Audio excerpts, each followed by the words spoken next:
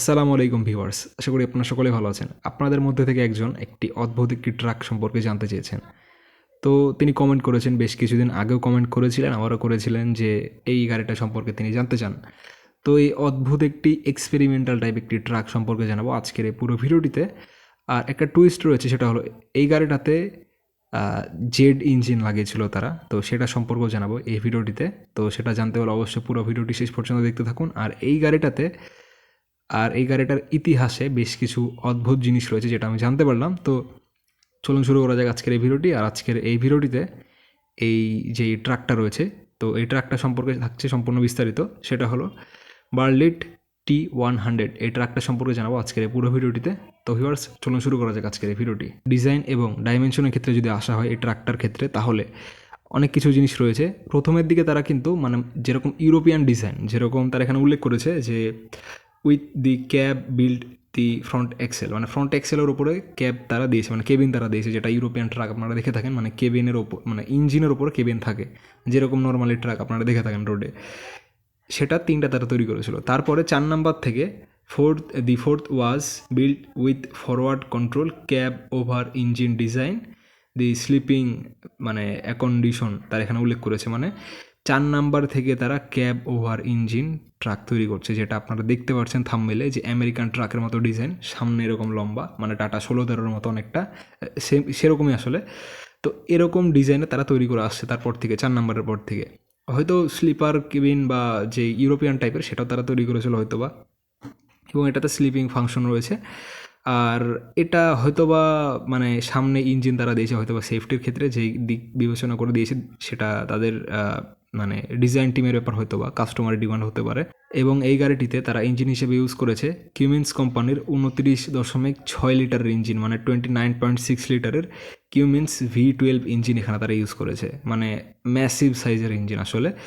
তো এই কিউমেন্সের ইঞ্জিনটা, যেটা আর কি প্রোভাইডেড 600 HP, তো 600 হর্স পাওয়ার সেটা প্রডিউস করতো, সেটা কিলোওয়াটে প্রকাশ করা হয় 441 kilowatt, and letter 700 horse power 515 kilowatt. তো এটা পরবর্তীতে হয়তো তারা আপডেট করেছে 700 হর্স পাওয়ারে, আর সেটা কিলোওয়াটে প্রকাশ করা হয় 515 কিলোওয়াট।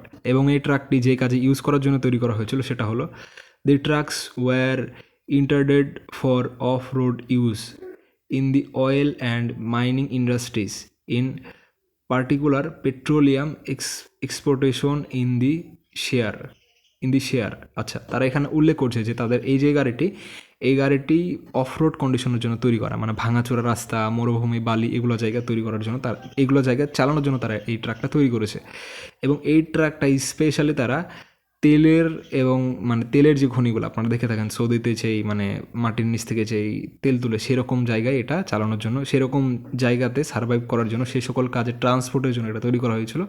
এবং এই যে ট্রাকটা, এই ট্রাকটা তার সাথে সাথে মাইনিংয়ের জন্য, মানে মাটি খনন, ডাম ট্রাক হিসেবে ইউজের ক্ষেত্রে তারা এই ট্রাকটা তৈরি করেছিল। এবং এই ট্রাকটাতে steering was powered by separate small Panhard engine. তো পেনহার্ড কোম্পানি তারা এখানে স্মল একটি ইঞ্জিন ইউজ করেছে, যেটা স্টিয়ারিংয়ের ক্ষেত্রে, মানে স্টিয়ারিং মানে চালানোর ক্ষেত্রে এক্সট্রা একটা ইঞ্জিন হয়তো তারা এখানে ইউজ করেছে, তারা এই জিনিসটা উল্লেখ করছে।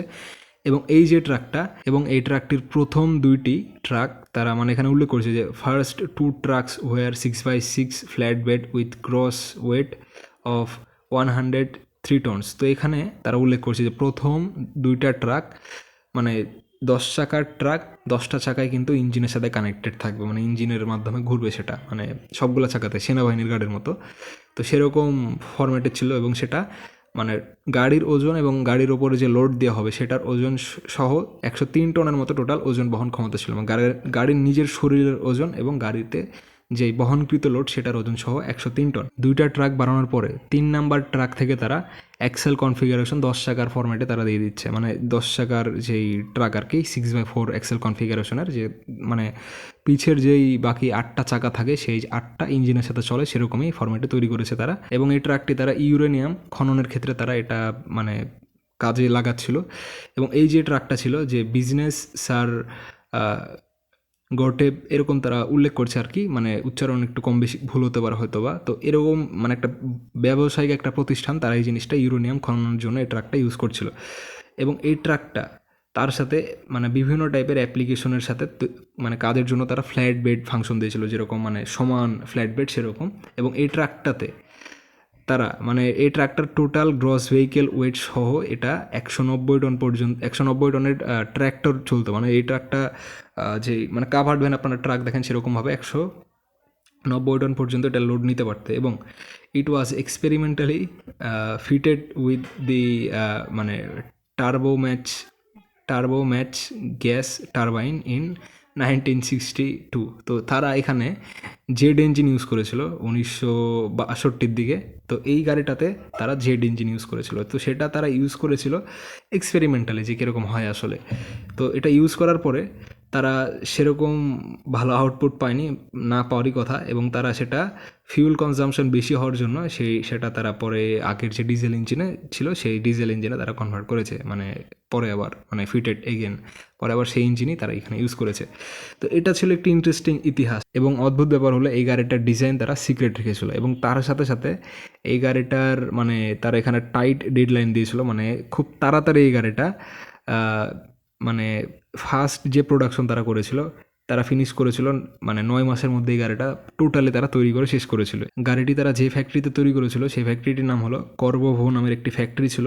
সেই ফ্যাক্টরিতে তারা এই গাড়িটা তৈরি করেছিল। এবং এই গাড়িটা 1997 সালে প্যারিসের একটি কার শোতে তারা এটা রিভিল করে, যেটা এখানকার মানে মেন এক্সিবিশন ছিল প্যারিসের। সেখানে তারা এই গাড়িটা মানে মানুষের সামনে স্পেশালি সেটা মানে এক্সপেরিমেন্টাল যেই প্রজেক্ট হিসেবে তারা মানুষের সামনে সেটা রিভিল করে যে এত বড় একটা ট্রাক, ম্যাসিভ লেভেলের একটা ইঞ্জিন।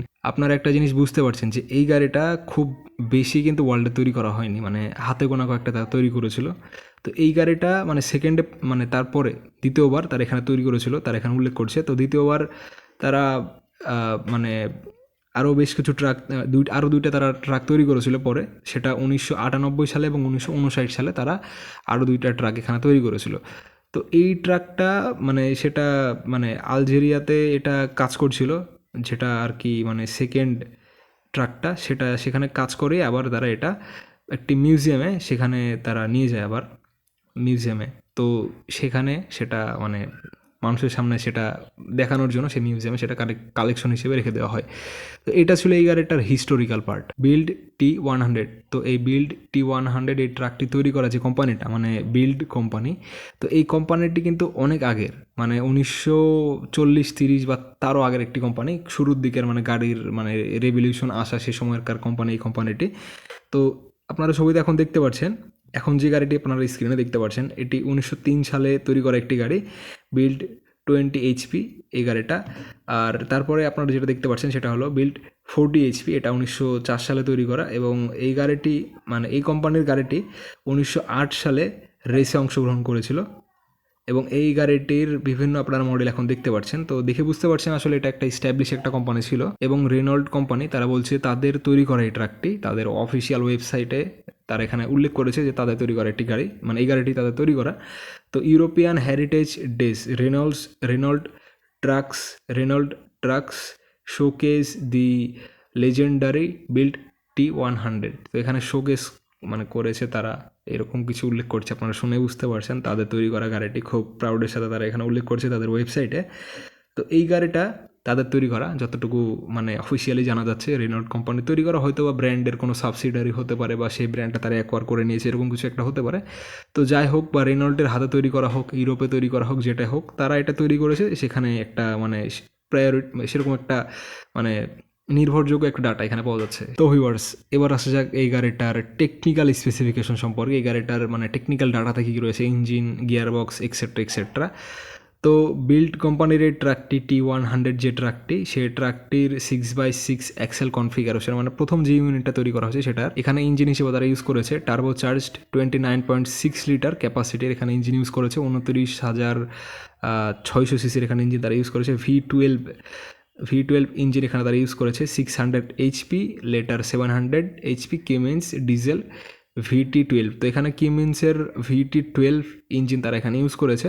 এবং VT12 ইঞ্জিন কিউমেন্সের আপনারা ওয়েবসাইটে দেখতে পারবেন, সেটা VT12 825M ইঞ্জিনটার পুরো নাম। এবং এই ইঞ্জিনটির কিন্তু সে সময় কিন্তু আপনারা একটা জিনিস দেখে বুঝতে পারছেন যে 1950 সালের দিকে এই গাড়িটা যখন মার্কেটে আসে তখন কিন্তু এর চেয়েতে বড় আর কোনো গাড়ি ছিল না মার্কেটে বা ওয়ার্ল্ডের কোনো জায়গাতে। আপনারা কিউমেন্সের ওয়েবসাইটে গেলে আপনারা দেখতে পারবেন এই ইঞ্জিনটা, যে কিউমেন্সের VT12 825M, এটা কিন্তু পুরো নাম এই ইঞ্জিনটার। তো একটা জিনিস খেয়াল করেন যে এত বড় একটা ইঞ্জিন এত বড় একটা ট্রাকে, তো 1930 সালে এই ইঞ্জিনটা তৈরি করা হয়। 30 সালে মানে এই গাড়িটা কিন্তু 50 সালের দিকে তৈরি করা হয় এবং 30-36 সালের দিকে মানে 1930s দিকে, মানে 1930s দিকে এই ইঞ্জিনটা বাজারে আসে। এবং এই ইঞ্জিনটা কিন্তু কোনো ট্রাকের ইঞ্জিন ছিল না স্পেশালি, কারণ ট্রাক তো ছিল না সে সময়। এই ইঞ্জিনটা ছিল জাহাজের জন্য, মানে মেরিনসের কাজে এই বিভিন্ন ধরনের বড় বড় জাহাজে এই ইঞ্জিনটা ইউজ হতো সেই সময়ের হিসেবে। আপনারা এখন যে ছবিগুলো দেখতে পাচ্ছেন সেটা কিন্তু কোনো একটা জাহাজের ছবি, সেখানে অনেক ময়লা মরিচা পড়ে আছে। সেই পুরাতন জাহাজে এই ইঞ্জিনটা ছিল সে আমলের। তো সেখানে ছবি বা ডাটা এখানে বিভিন্ন একটা ওয়েবসাইট আমি খুঁজে পেলাম, তো সেখানে তারা এখানে উল্লেখ করছে যে এটা জাহাজের জন্য স্পেশালি তৈরি করা হয়েছিল, এটা ট্রাক ইঞ্জিন ছিল না, কারণ ট্রাক তো সে সময় ছিল না সেই সাইজের ট্রাক, তো ট্রাক ইঞ্জিন আসার কোনো প্রশ্নই আসে না। এবং এই যে ইঞ্জিনটা এত বড় ইঞ্জিনের সাথে V12 ইঞ্জিনের সাথে তারা এখানে গিয়ার বক্স হিসেবে ইউজ করেছে। গিয়ার বক্স এখানে থাকছে 4 front and 4 rare semi automatic card R1400FS মডেলের গিয়ারবক্স, মানে R1400FS, এবং এটা কার্ড কোম্পানির তৈরি একটি গিয়ারবক্স, যেটা 4টা অটোমেটিক, মানে 4টা গিয়ার থাকবে সামনে এবং 4টা থাকবে পিছে।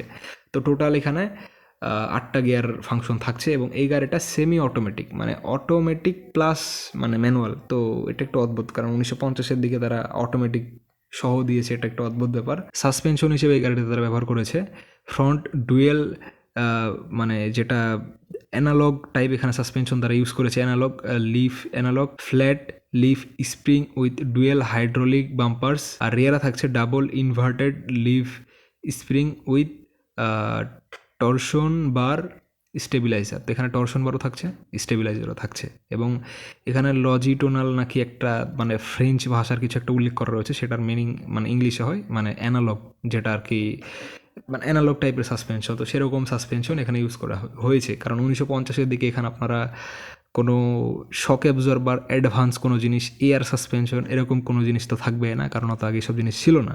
এবং চ্যাসিস হিসেবে তারা এখানে ইউজ করেছে, চ্যাসিস থাকছে steel side members U shaped riveted or bolted cross members. তো এখানে তারা স্টিলের মানে যেরকম ক্রস মেম্বার থাকে, সাইড মেম্বার থাকে, U shaped riveted or bolted cross members, তো সেই টাইপের তারা এখানে চ্যাসিস ইউজ করেছে, যেগুলো এখনকার গাড়িতে আপনারা বিভিন্ন ক্ষেত্রে স্পেসিফিকেশনের ক্ষেত্রে সেই জিনিসগুলো শুনে থাকেন। এবং ব্রেক্সের ক্ষেত্রে এখানে থাকছে Mercier edition type disc with servo hydraulic control. এবং এখানে তারা যে ডিস্ক ব্রেক ইউজ করেছে, এই ডিস্ক ব্রেকটাতে মানে মানে প্লেনের ক্ষেত্রে যে মানে অ্যারোনটিক্যাল ওয়াটারপ্রুফ ফাংশন এখানে দিয়েছে তারা, যেটা আমি দেখতে পারলাম।